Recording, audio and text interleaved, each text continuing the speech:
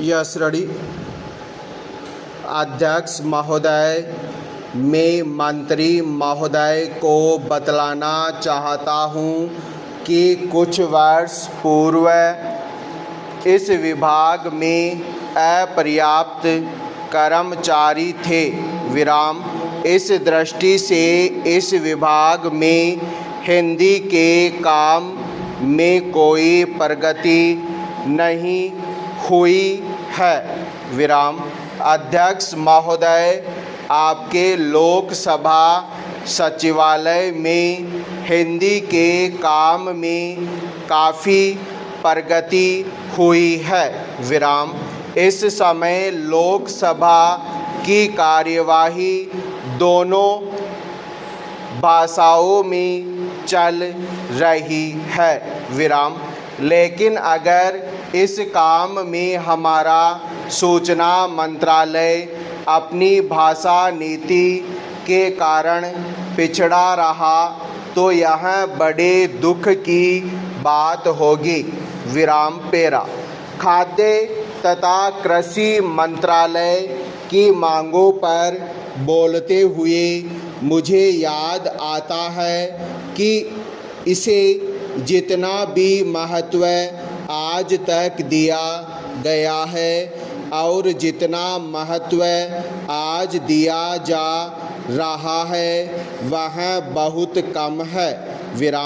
अभी अंतर्राष्ट्रीय व्यापार पर बोलते हुए व्यापार मंत्री ने बताया था कि निर्यात की आमदनी में कृषि का कितना महत्वपूर्ण योगदान रहा है। उन्होंने बताया था कि 70% निर्यात कृषि की वस्तुओं का हो रहा है और उसी के द्वारा हमें इतनी आमदनी हो रही है। इस दृष्टि से कृषि का महत्व और भी ज़्यादा बढ़ जाता है। उन्होंने यह भी बताया था कि यदि कृषि उत्पादन केवल 5% और बढ़ जाए तो निर्यात से हम 100 करोड़ रुपए के लगभग अपनी आमदनी को और ज़्यादा बढ़ा सकते हैं। इतना महत्व इसका होने के बावजूद भी मुझे बड़ा खेद है और सचमुच यह बड़े दुख की बात है कि आप कृषि के ऊपर जिसमें 100 करोड़ रुपया कमाने की क्षमता है 1 करोड़ रुपया भी खर्च करने के लिए तैयार नहीं है। मैं तो यहाँ तक कहूँगा कि जिसे हम औद्योगिक उत्पादन मानते हैं उस प्रकार का उत्पादन आज भी हमारे देश में नहीं हो रहा है। वास्तव में उत्पादन केवल कृषि से हो सकता है क्योंकि कृषि वस्तुओं से ही आपके दूसरे औद्योगिक संस्थान चलते हैं।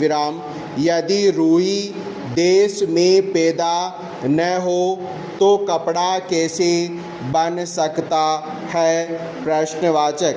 यदि मूंगफली देश में पैदा न हो तो वनस्पति घी देश में पैदा नहीं हो सकता। इसलिए हमारा सारा उत्पादन कृषि वस्तुओं पर ही निर्भर है। इसी तरह से खनिज पदार्थों की स्थिति है। यदि खनिज पदार्थ निकालने पर ज़्यादा जोर दिया जाए तो उससे न केवल उत्पादन बढ़ेगा, हमारे उद्योगों को काम मिलेगा, बल्कि विदेशी मुद्रा भी बहुत बड़ी मात्रा में कमाई जा सकती है। हमारे देश में हर प्रकार की वस्तुओं का बहुत बड़ा भंडार हमारी भूमि में उपलब्ध है। विराम पेरा। महोदय, प्रशासन का यह कर्तव्य हो जाता है कि वह सतर्क रहे और अधिकारी लोग अपने को निष्पक्ष रखे, किंतु जो जनता के अंदर एक गिरावट आती जा रही है वह भी एक देखने की बात है। इसलिए मैं चाहता हूँ कि सरकार कोई ऐसा प्रयत्न करे जिससे कि भ्रष्टाचार को रोकने के लिए जो लोगों का नैतिक स्तर ऊंचा होना आवश्यक है उसको ऊंचा किया जा सके। विराम। उसके लिए जो भी वह कर सके करे। विराम। मुझे कहना तो बहुत कुछ था, लेकिन चूँकि मेरा समय समाप्त हो गया है, मैं अब और कुछ नहीं कहूँगा। विराम पेरा।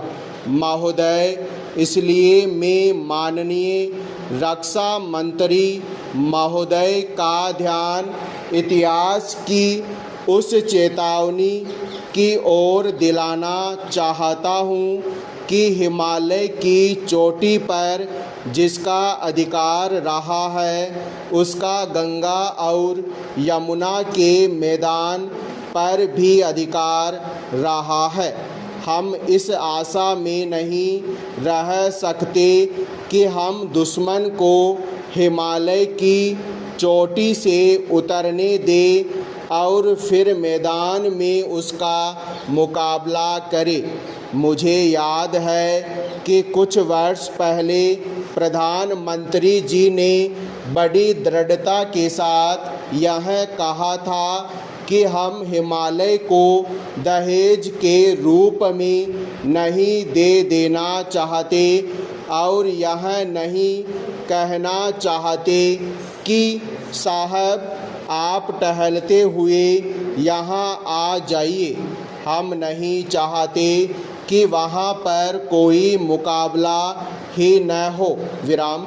मैं समझता हूँ कि अगर किसी भी सैनिक अधिकारी के दिमाग में अभी तक यह भावना है कि हम हिमालय की ऊंची चोटियों को छोड़कर नीचे मैदान में आकर युद्ध लड़ेंगे, तो उनको भ्रम में नहीं रहना चाहिए। विराम।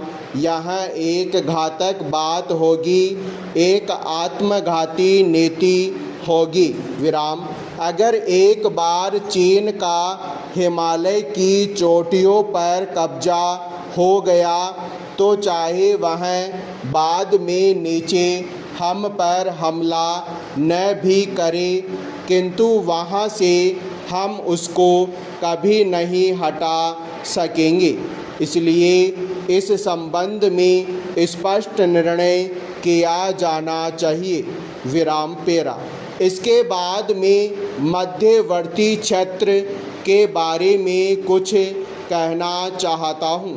पिछली बार जब चीन ने बड़े पैमाने पर आक्रमण किया था तो लद्दाख में और पूर्व में नेफा के इलाके में किया था। मध्यवर्ती क्षेत्र में मिडिल सेक्टर में लड़ाई नहीं हुई थी, लेकिन मेरा अपना अनुमान है और बहुत से लोगों को इस बात की आशंका है कि अगर अब कभी चीन ने दोबारा हम पर आक्रमण किया तो वह मिडिल सेक्टर में करेगा। विराम। इसके कई कारण मालूम पड़ते हैं।